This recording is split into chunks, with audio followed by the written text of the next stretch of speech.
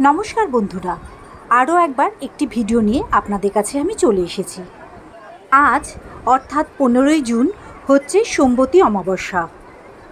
সোমবারের দিনে অমাবস্যা পড়লে তাকে সোমবতী অমাবস্যা বলা হয়, যা সাধারণ অমাবস্যার তুলনায় অত্যন্ত তাৎপর্যপূর্ণ।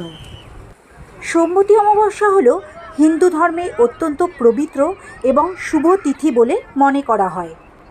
সোমবতী অমাবস্যায় পিতৃপুরুষদের উপলক্ষে তর্পণ ও পূজা দান ধ্যান করার বিশেষ গুরুত্ব রয়েছে।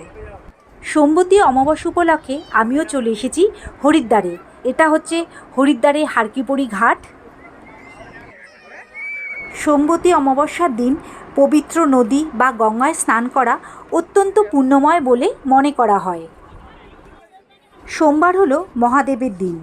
যেহেতু এই অমাবস্যাটি সোমবার, এই দিন মহাদেবের ও পার্বতীর পূজা করলে দাম্পত্য জীবনের অনেক সমস্যা দূর হবে এবং আর্থিক বৃদ্ধি আসবে।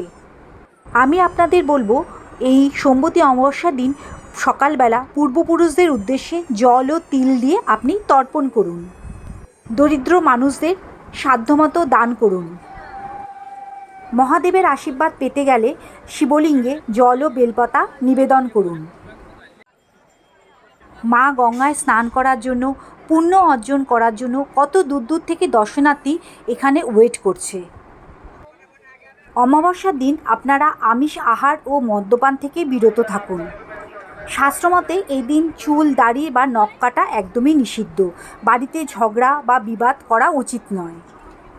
আপনার বাড়ির সামনে কোনো যদি পবিত্র নদী না থাকে, তাহলে স্নান করার সময় জলের মধ্যে একটুখানি গঙ্গা জল দিয়ে আপনারা স্নান করুন। আগের ভিডিওতে সোমবতী অমাবস্যার পুণ্য স্নানের তিথি আপনাদের সাথে আমি আলোচনা করেছি। ভিডিওটা যদি না দেখে থাকেন তাহলে অবশ্যই একবার গিয়ে পুণ্য স্নানের সময় আপনারা দেখে নেবেন। তো বন্ধুরা, সোমবতী অমাবস্যাতে আপনারা কি কি করবেন সমস্ত বিষয় আপনাদের আমি ডিটেলসে জানিয়েছি। আপনারা অবশ্যই সকালবেলা উঠে এই কাজগুলো করবেন। আশা করি আপনারা উপকৃত হবেন। তবে বন্ধুরা, ভিডিওটি আমি এখানেই শেষ করলাম। আপনারা সবাই ভালো থাকুন, সুস্থ থাকুন, এই প্রার্থনা করে আমি এই ভিডিওটি শেষ করছি।